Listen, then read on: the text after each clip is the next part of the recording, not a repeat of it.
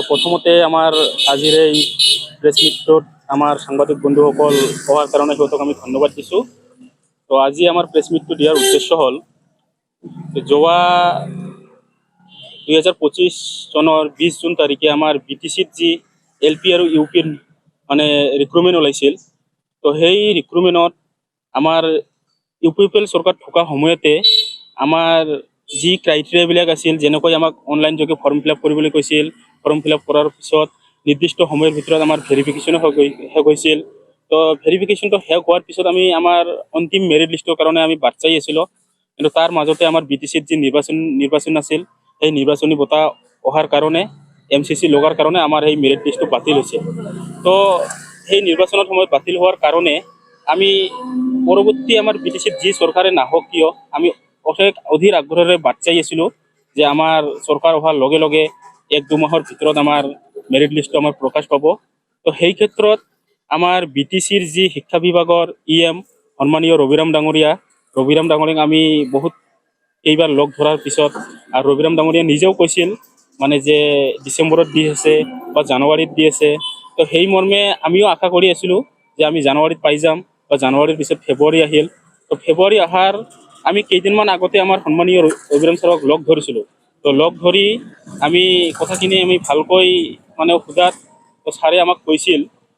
তো যিহেতু কেইদিনমান আগত আমাৰ আমাৰ ভেৰিফিকেশ্যনটো আৰু শেষ হৈছিল, তো আমি ছাৰক মানে লগ ধৰি সুধিছিলোঁ যে ছাৰ আমাৰ মেৰিট লিষ্টটো কেতিয়া দিব।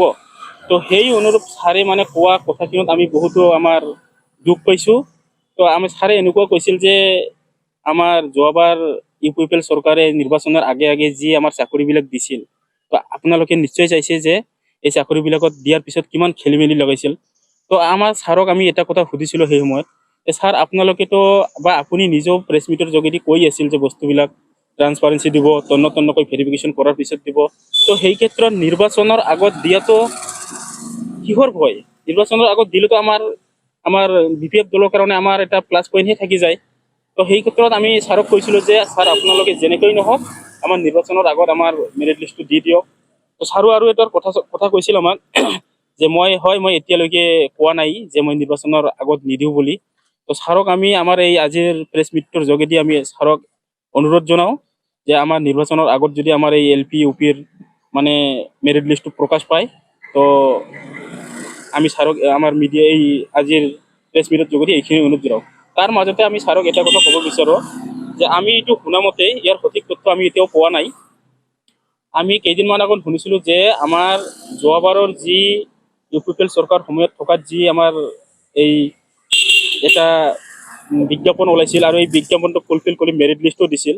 তো সেই সময়ত আমাৰ নিউজ কেণ্ডিডেটবিলাকক একেবাৰে সিহঁতে এলাউ কৰা নাছিল।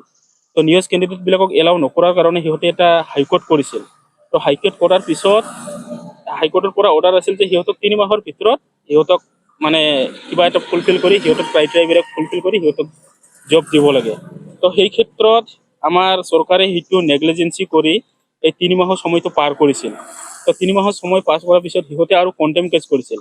তো সেই কণ্টেম কেছ কৰাৰ পিছত আমাৰ এতিয়া যে অনগয়িং যিটো আমাৰ ৰিক্ৰুটমেণ্ট প্ৰচেছ চলি আছে, এই ৰিক্ৰুটমেণ্ট প্ৰচেছটোত সেই কণ্টেম কেছ কৰাটোৰ প্ৰভাৱ পৰি আছে।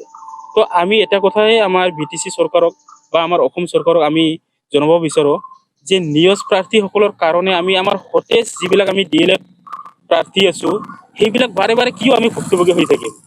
তো যদি কিবা প্ৰচেছ আছে, সিহঁতক বেলেগকৈ সিহঁতৰ কাৰণে SIU আনি সিহঁতক বেলেগকৈ যদি ৰিক্ৰুটমেণ্ট কৰি সিহঁতক যদি দিয়া যায়, সেই ক্ষেত্ৰত আমাৰ বাধা নাই।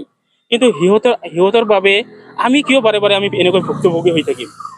তো আমি আমাৰ BTCৰ ৰবিৰাম ছাৰ, BTCৰ চিফ সন্মানীয় হাগ্ৰামা ছাৰক আৰু আমাৰ BTCৰ এডুকেশ্যন ডিপাৰ্টমেণ্টৰ চিফ মানে আমাৰ ডাইৰেক্টৰ ছাৰ আমাৰ JP ব্ৰহ্ম ছাৰক আমি আমাৰ এই প্ৰেছ মিটৰ যোগেদি আমি বাৰে বাৰে সিহঁতক অনুৰোধ কৰিছোঁ যে ছাৰ আপোনালোকে আমাৰ এই সতেজ যি DLED ধাৰী আছে সিহঁতৰ কথা অলপ ভাবক।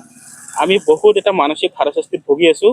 আমি আৰু ইয়াৰ ভিতৰত আৰু এটা কথা উল্লেখ কৰিব বিচাৰোঁ যে আমাৰ এই BTCৰ যি ৰিক্ৰুটমেণ্টটো ওলাইছিল 2025 তাৰিখত 20 জুন তাৰিখে, তাৰে ভিতৰত অসম চৰকাৰে দুবাৰকৈ নিযুক্তি দিলে। যদি অসম চৰকাৰে দুবাৰকৈ নিযুক্তি দিলে তেনেহ'লে আমাৰ BTC চৰকাৰে কিয় নোৱাৰে? তো আমাৰ BTC-বাসীক আমাৰ হাগ্ৰামা ছাৰৰ ওপৰত আমাৰ অশেষ বিশ্বাস আছে। আমি ৰবিৰাম ছাৰকো বাৰে বাৰে অনুৰোধ কৰোঁ, ছাৰ আপোনালোকে আমাৰ এই মানে ৰিক্ৰুটমেণ্টটোৰ মেৰিট লিষ্টটো দি আপোনালোকে আমাৰ ফিউচাৰৰ কথা ভাবি অতি সোনকালে মেৰিট লিষ্ট প্ৰকাশ কৰি দিয়ক। পূৰ্বে প্ৰকাশ নকৰিলে আমি ছাৰক এটা কথাই আমি মানে এইটো সকীয়াই দিয়া বুলি নকয়, আমি ছাৰক অকল অৱগত কৰিব বিচাৰিছোঁ যে ছাৰ যোৱাবাৰ যেনেকৈ UPPL চৰকাৰে নিৰ্বাচনৰ আগত আমাৰ মেৰিট লিষ্টটো প্ৰকাশ নকৰাৰ ফলত এটা বেয়া প্ৰভাৱ নিৰ্বাচনত এটা বেয়া প্ৰভাৱ পৰিছিল। তো আপোনালোকে জানে, আপোনালোকে অভিজ্ঞ মানুহ, সেইকাৰণে আমি আপোনালোকক এই কথাটো আৰু ক'বলৈ নাযাওঁ। তো নিৰ্বাচনৰ আগতে যাতে আপোনালোকে আমাৰ মেৰিট লিষ্টটো প্ৰকাশ কৰে, সেইটোৱে আমাৰ কথা।